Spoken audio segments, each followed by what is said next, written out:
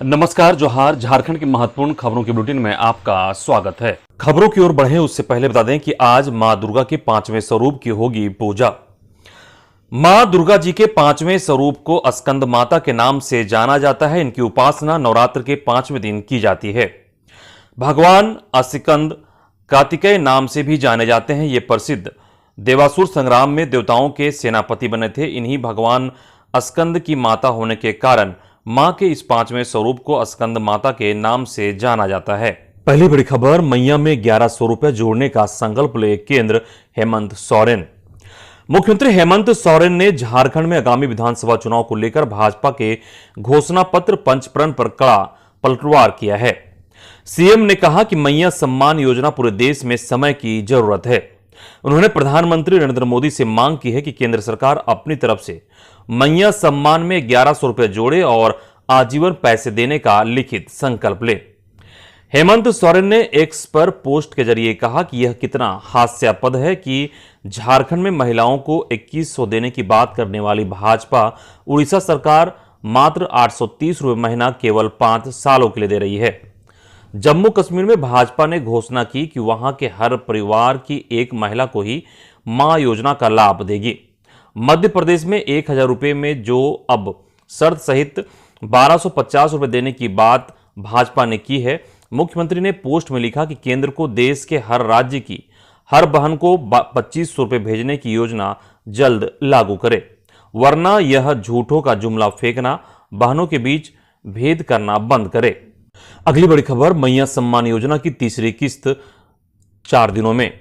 मुख्यमंत्री हेमंत सोरेन ने कहा कि अगले 4 दिनों में मैया सम्मान योजना की तीसरी किस्त महिलाओं के खाते में पहुंच जाएगी।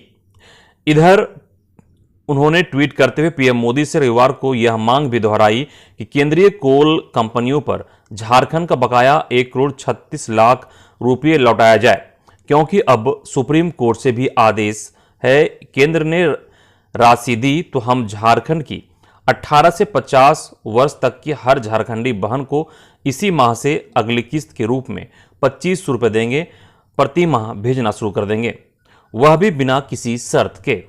अगली बड़ी खबर, मुख्यमंत्री हेमंत सोरेन से मिला झारखंड एमपीडब्ल्यू कर्मचारी संघ। मौके पर मुख्यमंत्री हेमंत सोरेन ने कहा कि राज्य सरकार विभिन्न विभागों के कर्मियों सहित सभी वर्ग एवं समुदाय को निरंतर उनका हक अधिकार देने का काम कर रही है।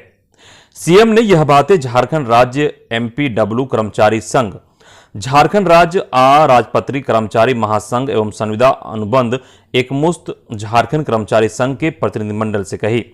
मौके पर सदस्यों ने सीएम को संयुक्त रूप से कुछ अन्य महत्वपूर्ण मांगों एवं अपनी भावनाओं से भी अवगत कराया। अगली बड़ी खबर, मौसम विभाग से। दुर्गोत्सव में मौसम डाल सकता है खलल, आज से 11 अक्टूबर तक बारिश की संभावना। रांची सहित राज्य भर में दुर्गोत्सव का उल्लास छा गया है, लेकिन इस बार श्रद्धालुओं के उत्साह पर मौसम खलल डाल सकता है। बंगाल की खाड़ी में बने निम्न दबाव का असर झारखंड पर भी दिख रहा है। रविवार को रांची में दोपहर से बादल छाने लगे। शाम तक कुछ क्षेत्रों में तेज और कहीं कहीं बूंदाबूंदी हुई। भारतीय मौसम विभाग के अनुसार 11 अक्टूबर तक राज्य के सभी हिस्सों में बादल छाए रह सकते हैं। कई स्थानों पर बूंदाबूंदी भी हो सकती है। 12 अक्टूबर से मौसम साफ हो जाएगा। रांची में अगले 3 दिनों तक हल्की बारिश होने की संभावना है। मौसम में हुए बदलाव के कारण शाम में हल्की ठंड भी महसूस। अगली बड़ी खबर, मनरेगा कर्मियों का मानदेय 30% बढ़ेगा। दुर्घटना में मौत पर आश्रित को 20 लाख रुपया। झारखंड राज्य मनरेगा कर्मचारी संघ की 22 जुलाई से चल रही हड़ताल 75 दिन बाद सोमवार को खत्म होने की उम्मीद है। हड़ताल समाप्त करने के लिए संघ और ग्रामीण विकास मंत्री डॉक्टर इरफान अंसारी के बीच सहमति बन गई है। मंत्री ने हड़ताली मनरेगा कर्मियों की अधिकतर मांगे मान ली है। इस पर सोमवार को औपचारिक घोषणा होगी। इसके बाद संघ की ओर से हड़ताल खत्म करने की घोषणा कर दी जाएगी। जिन मांगों पर सहमति बनी है उसके अनुसार मनरेगा कर्मियों के लिए 20 लाख रुपए सामाजिक सुरक्षा योजना लागू की जाएगी। यानी दुर्घटना में मौत होने पर कर्मचारी के आश्रितों को 20 लाख रुपए मिलेंगे। उनका 5 लाख रुपया का स्वास्थ्य बीमा भी कराया जाएगा। उनके मानदेय में भी तत्काल 30% की बढ़ोतरी की जाएगी। गौरतलब हो कि राज्य के करीब 5000 मनरेगा कर्मचारी आंदोलन पर हैं। इससे प्रखंड में कामकाज प्रभावित हो रहा था। हड़ताल खत्म होने के बाद अब मनरेगा योजनाओं में तेजी आएगी, इसका सीधा लाभ ग्रामीणों को मिलेगा। अगली बड़ी खबर, मार्च तक 10,000 नई भर्तियां करेगा एसबीआई। भारतीय स्टेट बैंक चालू वित्त वर्ष में 10,000 नए कर्मचारियों की भर्ती करेगा। एसबीआई के चेयरमैन सीएस सेठी ने कहा कि हम अपने कार्यबल को प्रौद्योगिकी के साथ ही सामान्य बैंकिंग पर भी मजबूत कर रहे हैं। इस साल मार्च तक बैंक में 2,32,296 कर्मचारी थे। अगली बड़ी खबर, हर सीट के 3-3 नामों पर रायशुमारी पूरी, अब संसदीय बोर्ड लेगा निर्णय। झारखंड विधानसभा में उम्मीदवारों के चयन को लेकर रविवार को चुनाव समिति की बैठक हुई। बैठक के दौरान रायशुमारी और पार्टी के आंतरिक सर्वे में आए तथ्यों पर विचार किया गया। तकरीबन 1,000 आवेदनों में से प्रत्येक विधानसभा वार 3-3 प्रमुख नामों की सूची प्रदेश के द्वारा भेजी जाएगी। प्रदेश की कमेटी के द्वारा भेजे गए 3 नामों पर आगे विचार किया जाएगा। जानकारी के मुताबिक सोमवार को दिल्ली में पार्टी के संसदीय बोर्ड की बैठक होगी।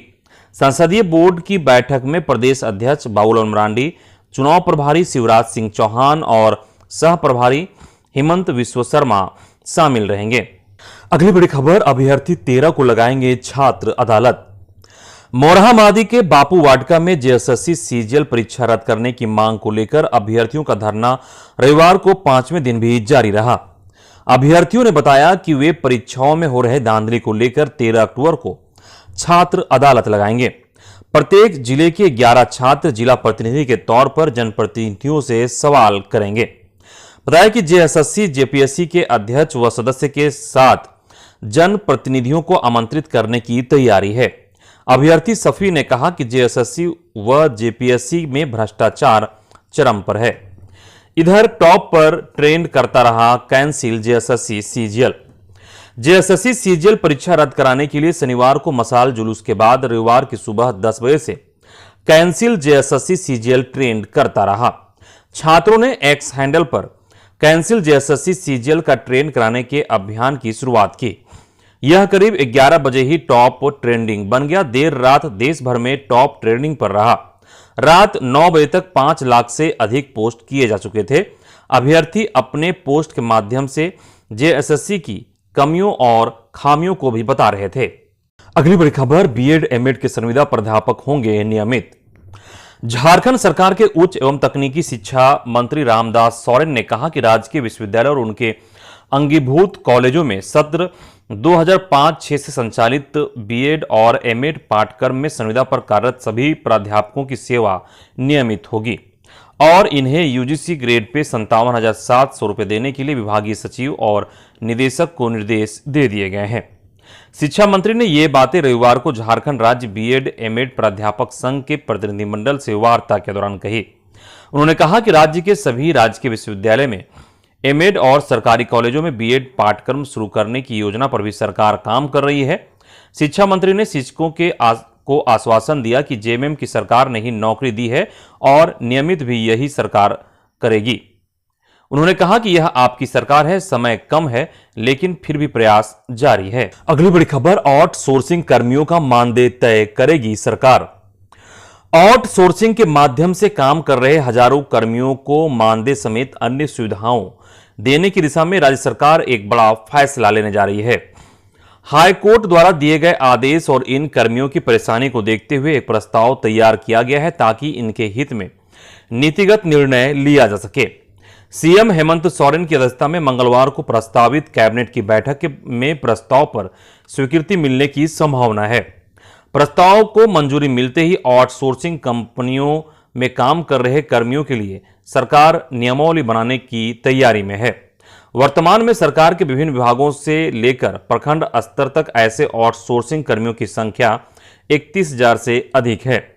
प्रस्ताव को स्वीकृति मिलते ही ऐसे कर्मियों की जवाबदेही तय करने, उनका शोषण रोकने और सम्मानजनक मानदेय समेत अन्य हितों में अहम फैसला लेना संभव हो पाएगा।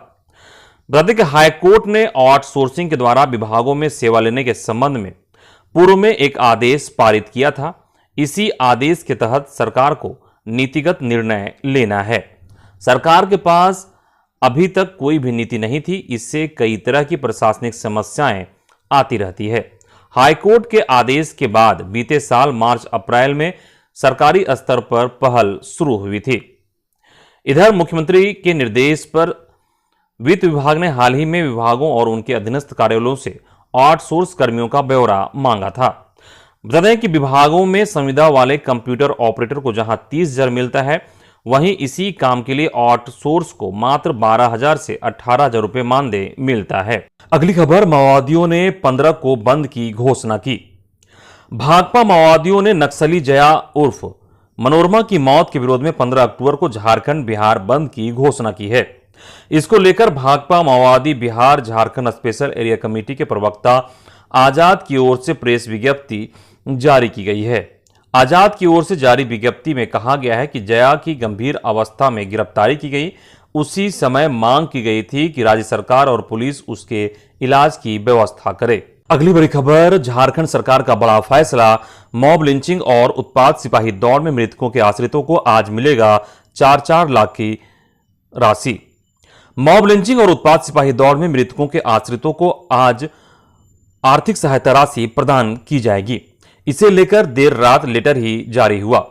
मंत्रिमंडल सचिवालय एवं निगरानी विभाग के अवर सचिव राजीव रंजन द्वारा सभी उपायुक्तों और वरीय पुलिस अधीक्षक को निर्देश जारी किया है। पत्र में कहा गया है कि मॉब लिंचिंग के पीड़ितों और झारखंड उत्पाद सिपाही शारीरिक दस्ता परीक्षा के दौरान दुर्भाग्यपूर्ण मृत्यु के शिकार युवाओं के परिजनों को आर्थिक सहायता प्रदान करने हेतु माननीय मुख्यमंत्री झारखंड की अध्यक्षता में दिनांक 7/10/2024 को अपराह्न 2:30 बजे से प्रोजेक्ट भवन सभागार में कार्यक्रम का आयोजन किया गया है। इसे लेकर एक सूची भी जारी की गई है, जिसमें अंकित अपने जिले से संबंधित पीड़ित परिवारों आश्रितों को कार्यक्रम स्थल तक लाने एवं वापस ले जाने की समुचित व्यवस्था करते हुए एक नोडल पदाधिकारी की भी प्रतिनियुक्ति करने को कहा गया है। अगली बड़ी खबर, बीआरपी सीआरपी का डॉक्यूमेंट वेरिफिकेशन के चलते नहीं मिल रहा बढ़ा हुआ मानदेय। बीआरपी सीआरपी कर्मचारी लगभग 2 दशक से सेवा देते आ रहे हैं। 5 साल बाद इन शिक्षाकर्मियों की अनुबंध नियमावली और मानदेय इस साल लगभग 8,000 रुपये बढ़ा है। बढ़ने के 3 माह बाद भी मानदेय पहले की तरह ही भुगतान हो रहा है, क्योंकि अभी डॉक्यूमेंट वेरिफिकेशन का कार्य चल रहा है। डॉक्यूमेंट वेरिफिकेशन के बाद बढ़ा हुआ मानदेय भुगतान किया जाएगा। बीआरपी सीआरपी शिक्षा कर्मियों ने कहा कि शिक्षा परियोजना में बीआरपी सीआरपी के समकक्ष कार्यरत कर्मियों को अधिक मानदेय के साथ प्रोजेक्ट अलाउंस, मेडिकल अलाउंस एवं भविष्य निधि कटौती कर रही है, जबकि 20 वर्ष की सेवा के बावजूद बीआरपी सीआरपी को इस सामाजिक सुरक्षा से वंचित रखा जा रहा है। कहा कि यह दोहरी नीति नहीं तो क्या है। अगली बड़ी खबर, हजारीबाग चतरा के डीडीसी बदले गए। झारखंड प्रशासनिक सेवा के 4 अधिकारियों का तबादला किया गया है। इसमें एक प्रतीक्षारत अधिकारी हैं। इनमें 2 जिलों में नए अधिकारियों को डीडीसी के पद पर नियुक्त किया गया है। प्रतीक्षारत इश्तियाक अहमद डीडीसी हजारीबाग बनाए गए हैं। वहीं अमरेंद्र कुमार सिन्हा संयुक्त सचिव कृषि विभाग डीडीसी चतरा बने। रविराज शर्मा नगर आयुक्त धनबाद नगर निगम संयुक्त सचिव वाणिज्य कर विभाग बनाए गए। वहीं भागीरथ प्रसाद उप सचिव राजस्व विभाग अपर उपायुक्त जमशेदपुर बनाए गए हैं। अगली बड़ी खबर, 9 से 13 अक्टूबर तक राजधानी रांची में नई ट्रैफिक व्यवस्था। जानकारी के मुताबिक मेन रोड में शाम 4 बजे से सुबह 4 बजे तक वाहनों के प्रवेश पर लगेगा रोक। दुर्गोत्सव के अवसर पर सुरक्षा में कोई चूक नहीं हो, इस पर रांची पुलिस विशेष तैयारी में जुट गई है। बिना किसी व्यवधान के भक्त पूजा पंडाल तक पहुंच सके और मेले का आनंद ले सके, इसके लेकर यातायात व्यवस्था को भी दुरुस्त करने का काम तेज कर दिया गया है। इसके लिए यातायात पुलिस ने रांची शहर में 9 से 13 अक्टूबर तक भारी और मालवाहक वाहनों के प्रवेश पर पाबंदी लगा दी है। प्रतिदिन सुबह 8 से अगले दिन सुबह 4 बजे तक प्रत्येक सड़क पर यही व्यवस्था लागू रहेगी।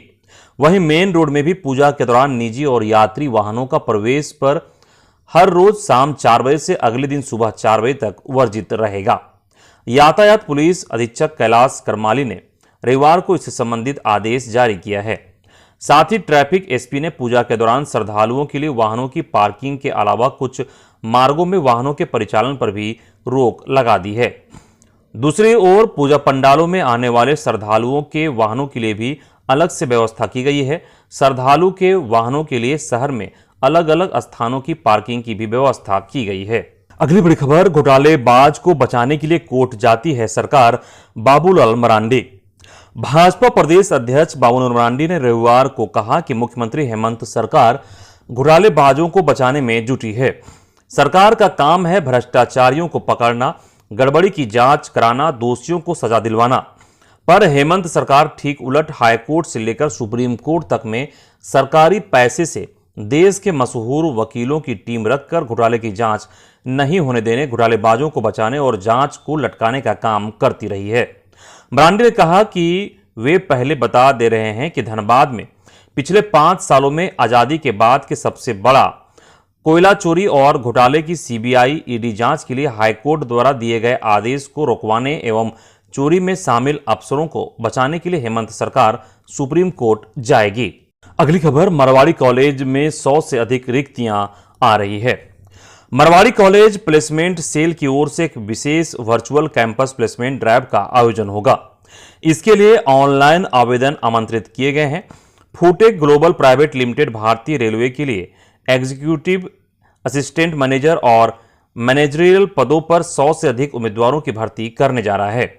यह अवसर विशेष रूप से मरवाड़ी कॉलेज और अनुदीप फाउंडेशन से प्रशिक्षित विद्यार्थियों के लिए है। नए स्नातक मैनेजमेंट या बीबीए के पेशेवरों को प्राथमिकता दी जाएगी। चयनित को कंपनी की ओर से आवास और भोजन की सुविधा दी जाएगी। वेतन 2,60,000 से 4,25,000 रुपये प्रति वर्ष होगा। अधिक जानकारी के लिए और आवेदन करने के लिए इच्छुक छात्र वेबसाइट www.marwadiccollege.ranchi.in/placement.aspx पर गूगल फॉर्म भर सकते हैं। अगली खबर, होमगार्ड नियुक्ति दौड़ में 3 महिला अभ्यर्थी गिरी। होमगार्ड की बहाली के अंतिम दिन रविवार को कोडरमा थर्मल पावर प्लांट 4 लेन में दौड़ में 3 महिला अभ्यर्थी गिरकर घायल हो गई हैं। इनमें चंदवारा निवासी रजनी कुमारी, लक्ष्मी कुमारी और पुष्पा कुमारी शामिल हैं। तीनों महिलाओं को सदर हॉस्पिटल पहुंचाया, जहां उनकी हालत अब खतरे से बाहर बताया जा रहा है। सदर अस्पताल के उपाधीक्षक डॉक्टर मनोज कुमार ने बताया कि अक्सर ऐसा होता है कि दौड़ के क्रम में मसल्स में सिकुड़न आ जाती है, जिससे लोग नियंत्रण खो देते हैं। उन्होंने बताया कि अभ्यर्थियों को विशेष परेशानी नहीं है। अगली बड़ी खबर, स्वास्थ्य मंत्री बन्ना गुप्ता को लेकर फेक न्यूज वायरल करने वाले पर पुलिस करेगी कार्रवाई। राज्य के मंत्री बन्ना गुप्ता पर यौन शोषण को लेकर एक फर्जी एफआईआर की कॉपी वायरल हो रही है। रांची पुलिस ने रविवार को प्रेस विज्ञप्ति जारी कर वायरल एफआईआर कॉपी को फेक बताया है। रांची पुलिस ने कहा कि कई व्हाट्सएप ग्रुप में मंत्री बन्ना गुप्ता से संबंधित झूठी प्राथमिकी दर्ज किया हुआ पत्र व्हाट्सएप में प्रसारित किया गया है। इस संदर्भ में तथाकथित आवेदिका तमाड़ थाना क्षेत्र के सलगाडीह गांव की रहने वाली पूजा महतो का छदम नाम का उपयोग किया गया है। साथ ही सिटी एसपी कार्यालय को संबोधित एक आवेदन और कार्यालय से संबंधित मिलता जुलता फर्जी मुहर का आवेदन पत्र का उपयोग किया गया है। बन्ना गुप्ता के खिलाफ यौन शोषण से संबंधित आरोप लगाते हुए एक झूठा आवेदन व्हाट्सएप में प्रसारित किया जा रहा है। इस संबंध में सिटी एसपी के रीडर अमित राय के लिखित प्रतिवेदन के आधार पर तथाकथित प्रभात और अन्य अज्ञात के खिलाफ कोतवाली थाना में प्राथमिकी दर्ज कराई गई है। अगली बड़ी खबर, धोखाधड़ी के लिए 31 तरीके अपना रहे हैकर्स। देश में हैकर्स अलग अलग 31 तरीकों से फ्रॉड कर लोगों को अपना शिकार बना रहे हैं। कोई लालच देकर बैंक अकाउंट खाली कर रहा है, तो कोई फर्जी मेल भेजकर कंपनी का जरूरी डाटा ही उड़ा ले रहा है। आईआईटी कानपुर अब ऐसे 31 तरीकों को चिन्हित कर लोगों को जागरूक कर रहा है। साइबर सुरक्षा जागरूकता माह में संस्थान के सीआई हब ने सोशल मीडिया के जरिए लोगों को जागरूक करना शुरू किया है। साइबर फ्रॉड में फंसने की पहली सीढ़ी पासवर्ड होती है, जिसे मजबूत करने के लिए आईआईटी ने पासवर्ड दिशा निर्देश भी जारी की है। आईआईटी कानपुर में स्थापित सीआई अब देश की चुनिंदा लैब में से एक है, जहां साइबर सुरक्षा को लेकर टूल, सिस्टम, डिवाइस व तकनीक विकसित की जा रही है। यहां क्रिटिकल इंफ्रास्ट्रक्चर को हैकर्स से सुरक्षित रखने के कई टूल व सिस्टम भी विकसित किए गए हैं और रिसर्च निरंतर जारी है। अगली खबर, अंग्रेजी में एमए और मास कॉम करने का मौका। डॉक्टर श्यामा प्रसाद मुखर्जी विश्वविद्यालय के स्नातकोत्तर पाठ्यक्रमों में शैक्षणिक सत्र 2024-26 के लिए एमए अंग्रेजी और master of journalism and mass communication में नामांकन के लिए आवेदन की प्रक्रिया जारी है। एमए अंग्रेजी में प्रवेश के लिए अंग्रेजी विषय में स्नातक उत्तीर्ण विद्यार्थी के अलावा इंग्लिश लैंग्वेज एंड लिटरेचर में स्नातक उत्तीर्ण विद्यार्थी भी दाखिल के लिए चांसलर पोर्टल पर एडमिशन ले सकते हैं। साथ ही वोकेशनल पाठ्यक्रम के अंतर्गत school of journalism and mass communication के MJCM पाठ्यक्रम में नामांकन के लिए आवेदन पत्र भी चांसलर पोर्टल के माध्यम से भरा जा सकता है। अगली बड़ी खबर, वह बोर्ड की शक्तियों में हस्तक्षेप बर्दाश्त नहीं। All India Muslim personal law board की ओर से रविवार को रांची के कटरू हज भवन में तहफूज ए वक़ाफ कॉन्फ्रेंस हुई। इसमें वक्फ संशोधित बिल का विरोध करते हुए उसे वापस लेने की मांग की गई। मुख्य अतिथि जयपुर निवासी बोर्ड के महासचिव मौलाना शाह मोहम्मद फजरुल ने कहा कि वक्फ बोर्ड की कानूनी स्थिति और शक्तियों में किसी भी तरह का हस्तक्षेप बर्दाश्त नहीं किया जाएगा। बोर्ड ने एनडीए के सहयोगियों और विपक्षी दलों से भी ऐसे किसी भी कदम को पूरी तरह से खारिज करने व संसद में संशोधनों को पारित न होने देने का आग्रह किया है। अगली बड़ी खबर, भाजपा चाहती है झारखंड उनसे भीख मांगे कल्पना सोरेन। गांडे विधायक कल्पना सोरेन ने रविवार को भाजपा पर भेदभाव का आरोप लगाया। उन्होंने कहा कि केंद्र की भाजपा सरकार चाहती है कि झारखंड उनसे भीख मांगे और हाथ फैलाए। यही वजह है कि झारखंड को उसका बकाया 1,36,00,000 रुपए नहीं दे रही है। कल्पना सिमडेगा में मैया सम्मान यात्रा के तहत कार्यक्रम को संबोधित कर रही थी। अगली बड़ी खबर, जमशेदपुर में दुमुहानी घाट का उद्घाटन, लोगों ने देखी स्वर्ण रेखा आरती। स्वास्थ्य एवं खाद्य आपूर्ति मंत्री बन्ना गुप्ता ने स्वर्ण रेखा व खरकई नदी के संगम स्थल नवनिर्मित दुमुहानी घाट का रविवार को विधिवत उद्घाटन कर आम लोगों को समर्पित कर दिया। काशी के 80 घाट के आचार्य पंडित मोहित एवं उनकी टीम ने भूमि पूजन के बाद भव्य स्वर्ण रेखा आरती प्रस्तुत कर माहौल को भक्तिमय बना दिया। अगली खबर, झारखंड को घुसपैठियों से बचाना है। भाजपा नेता व पूर्व विधायक लोबिन हेम्ब्रेम ने कहा कि अमर शहीद सिद्धो कानू की धरती को बांग्लादेशी घुसपैठिए से बचाना है। यहां के जल, जंगल, जमीन को बचाना है। उन्होंने कहा कि झारखंड में ग्राम प्रधानों को उनके अधिकार से वंचित रखा गया। बिना ग्राम सभा में लिए ही विकास योजनाएं पारित की जाती है। वर्तमान समय में आदिवासियों की संख्या घट रही है, यह काफी चिंताजनक है। वे रविवार को अमर शहीद सिद्धो कानू की धरती भोगनाडीह में मांझी परगना महासम्मेलन को संबोधित कर रहे थे। लोबिन हेम्ब्रेम ने आरोप लगाया कि राज्य की हेमंत सरकार ने एक भी चुनावी वादा को पूरा नहीं किया है। जब झारखंड विधानसभा में चुनावी वादों को लेकर सरकार को याद दिलाने का काम किया तो उन्हें पार्टी से ही निकाल दिया गया। अगली बड़ी खबर, बूढ़ा पहाड़ क्षेत्र से 2 ग्रेनेड और 6 डेटोनेटर बरामद। गढ़वा के नक्सलग्रस्त बूढ़ा पहाड़ क्षेत्र के थलिया गांव में रविवार सुबह सीआरपीएफ ने नक्सलियों के साजिश नाकाम करते हुए 2 ग्रेनेड और 6 डेटोनेटर बरामद किए। नक्सल विरोधी अभियान के दौरान सीआरपीएफ 172 बटालियन को यह सफलता मिली। यह विस्फोटक एक घने पेड़ के नीचे छिपाकर रखे गए थे। सीआरपीएफ के कमांडेंट निरपेंद्र कुमार सिंह ने बताया कि नक्सलियों द्वारा थलिया गांव में विस्फोटक छिपाए जाने की गुप्त सूचना मिली थी। इसके बाद सहायक कमांडेंट नीरज कुमार के नेतृत्व में सुबह 6 बजे से सर्च अभियान चलाया गया। जब जवान गांव में जांच कर रहे थे तभी सीटी जीडी सुनील कुमार ने संदिग्ध स्थान पर संभावित आईईडी होने की जानकारी दी। सुरक्षा बलों ने उक्त स्थान को घेर लिया और सावधानी के साथ तलाशी शुरू की। करीब 1 घंटे के बीच छुपाकर रखे गए 2 ग्रेनेड और 6 डेटोनेटर बरामद किए गए। अगली बड़ी खबर, डोरंडा के 4 सगे भाई बहन समेत 7 बच्चे सोन में डूबे। बिहार के सासाराम में रविवार की दोपहर दर्दनाक हादसा हुआ। यहां रोहतास थाना क्षेत्र के तुम्बा गांव में सोन में स्नान के दौरान 7 बच्चे डूब गए। इनमें से 6 की मौत हो गई। मृतकों में 4 सहोदर भाई बहन हैं। चारों मूल रूप से रांची के डोरंडा के पोखरिया टोला के रहने वाले हैं। 2 साल पहले यह परिवार घर जमीन बेच खिजरी में किराए में रहने लगे थे। कुछ दिन पहले गढ़वा में शिफ्ट हो गया था। नंदू गोंड पत्नी और चारों बच्चे के साथ दशहरा में तुम्बा स्थित ससुराल गए हुए हैं। रविवार को नंदू चारों बेटा बेटी समेत साले के 3 पुत्रों को लेकर सोन की ओर घूमने गए। जब नंदू किसी से बात करने लगा तभी बच्चे नहाने नदी में उतर गए। एक बच्चा डूबने लगा, उसे बचाने अन्य आगे दौड़े और सभी डूब गए। इधर हजारीबाग में सड़क हादसे में मौत के बाद हंगामा, एम्बुलेंस में तोड़फोड़। मुफस्सिल थाना क्षेत्र स्थित ओरिया ओवरब्रिज के पास रविवार सुबह करीब 8:15 बजे सड़क दुर्घटना में बाइक सवार की मौत हो गई। उसकी पहचान बाबूगांव निवासी 50 वर्षीय मोहम्मद मोइदीन के रूप में की गई। मोइदीन पेशे से सेटरिंग मिस्त्री थे। लोगों की सूचना पर पुलिस तुरंत मौके पर पहुंची और शव को कब्जे में कर पोस्टमार्टम के लिए अस्पताल भेज दिया। इधर मोइदीन के परिजन समेत अन्य लोग जब घटनास्थल पर पहुंचे तब उन्हें शव अस्पताल ले जाने की सूचना मिली, जिसके बाद वे अस्पताल जाकर हंगामा करने लगे। उन्होंने कहा कि परिजन के आने के बाद शव को अस्पताल लाना चाहिए था, लेकिन पुलिस ने कंटेनर चालक को गिरफ्तार करने के बजाय शव को पोस्टमार्टम के लिए भेज दिया। मृतक के परिजन नौकरी मुआवजा की मांग को लेकर शव के साथ सड़क जाम करना चाहते थे, लेकिन पुलिस ने उन्हें रोक दिया। गुस्साए लोगों ने सरकारी एम्बुलेंस का शीशा तोड़ दिया। इधर एसडीओ ने कहा कि अस्पताल में हंगामा करने वालों को चिन्हित कर लिया गया है, उनके विरुद्ध कार्रवाई की अनुशंसा की जा रही है। अगली बड़ी खबर, गढ़वा में पुलिस से भिड़े ग्रामीण, हंगामा।